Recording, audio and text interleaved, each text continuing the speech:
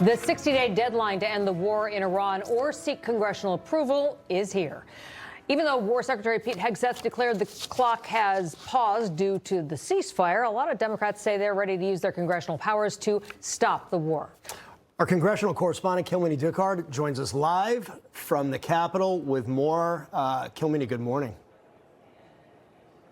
John, Edie, good morning. New polling out showing that the war in Iran is deeply unpopular with Americans as the UN Secretary General warns of a global recession. Today marking 60 days of the conflict whereby Congress would have to approve to end or extend the war. Now, during his Senate testimony, Secretary of War Pete Hegseth argued that the 60-day deadline for the 1973 War Powers Resolution was on pause. Senate Democrats rejecting that argument. Some might argue that because we're not currently bombing Iran, because there is a tentative ceasefire in place, that somehow the War Powers Act no longer applies.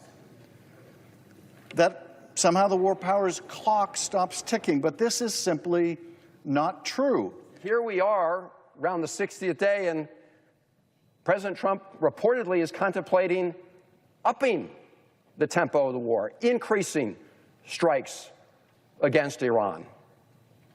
That is a gross violation even of my Republican Senate colleagues' interpretation of the War Powers Act.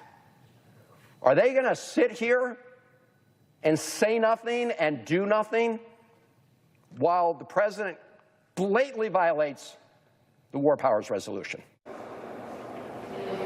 On Thursday, Republican Senator Susan Collins was one of two Republicans to vote with nearly all Democrats to end the conflict, saying further military action against Iran must have a clear mission, achievable goals, and a defined strategy for bringing the conflict to a close.